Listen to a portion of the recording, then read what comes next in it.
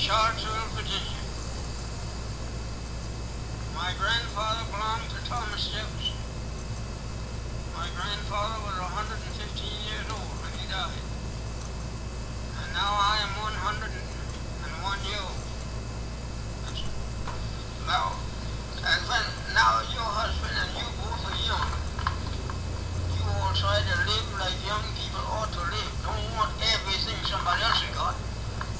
Whatever you get, it is yours. Be satisfied. And don't spend your money until you get it. So many people get in debt. When you want something, wait until you get the money. Pay for it cash. That's what I've done.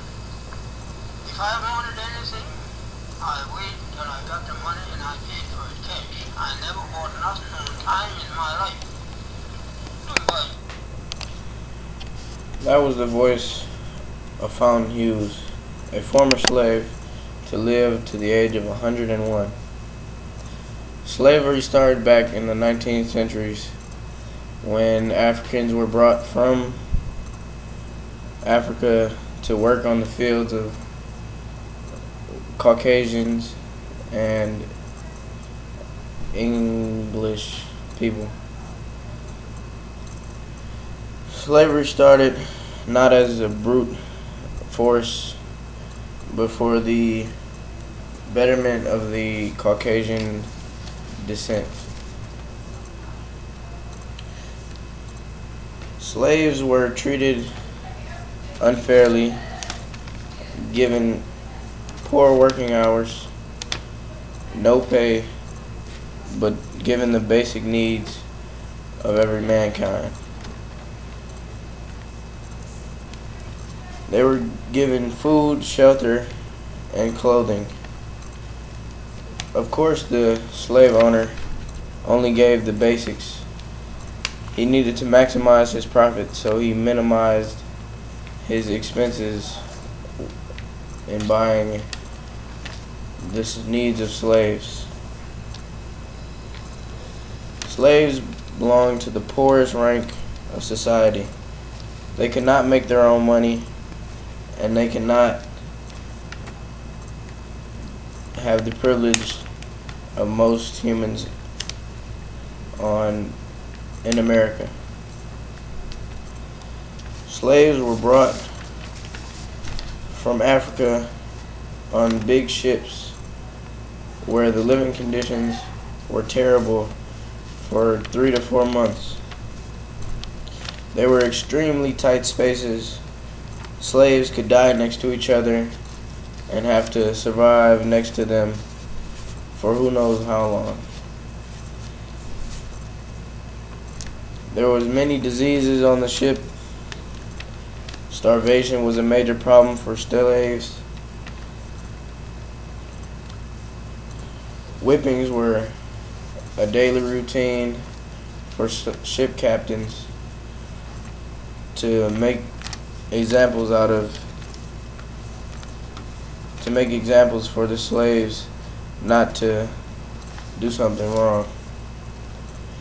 Family members died and got tossed overboard with no return.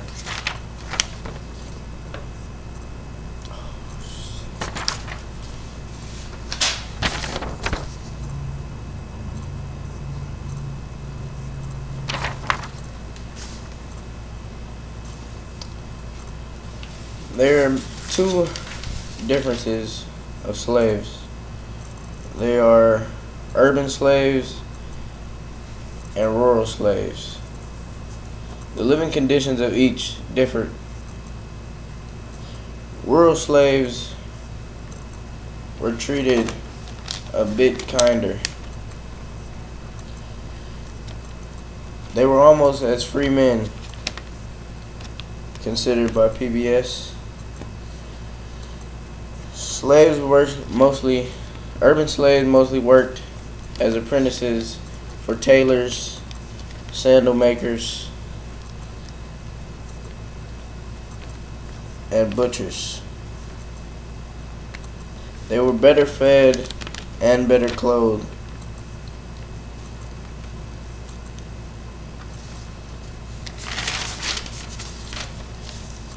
Urban slaves could sometimes pocket some of the money they made, and one day have a chance to buy their freedom.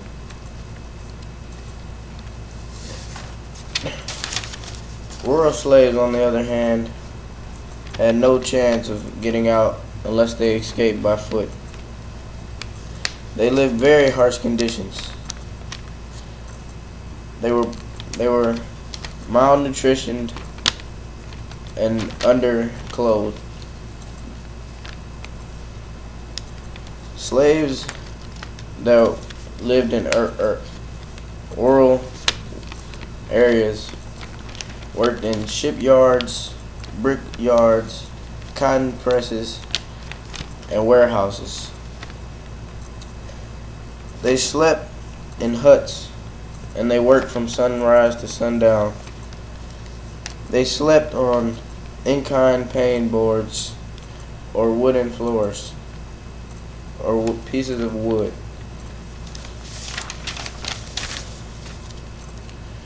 Clothes were given to rural slaves once a year, Christmas time. And at this time, they will be receiving 3 pieces of clothes. One was shoes, one was underwear, and one was outerwear.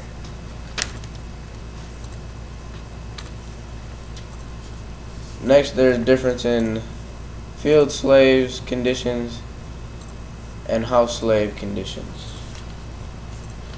House slaves were dressed modestly because when the guest of the house had company, they were to be seen as human beings.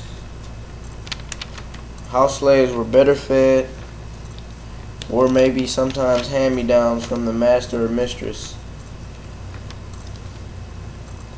A few were given rooms in the house, but most lived in cabins, just like field slaves. Field slaves had to build their own house. Sometimes there would be 10 people in one house. They were allowed to go to church, and they were allowed maybe one day off a month. Sometimes slave masters would be kind and give slaves Sunday off. Small farmers could not afford the basic needs of slaves, so they had to find a place to sleep every night, somewhere new, out in the open.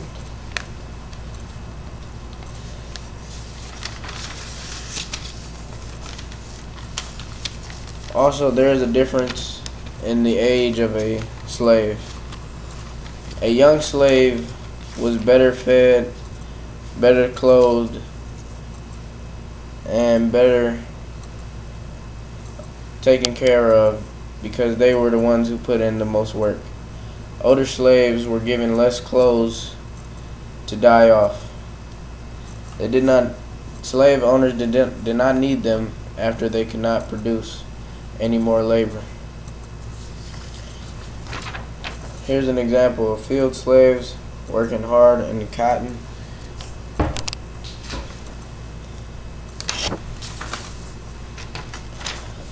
Slaves were often beaten to show discipline. This is one man's back after several whippings. Homes looked in much as so, simple cabins with many families outside of their house. And meals were often very simple.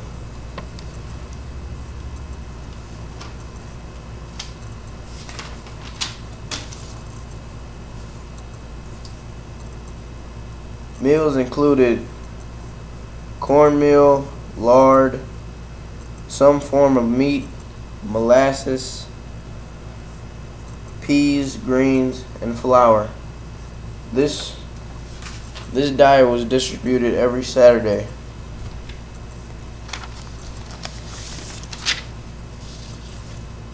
Overall, the living conditions for slaves was harsh.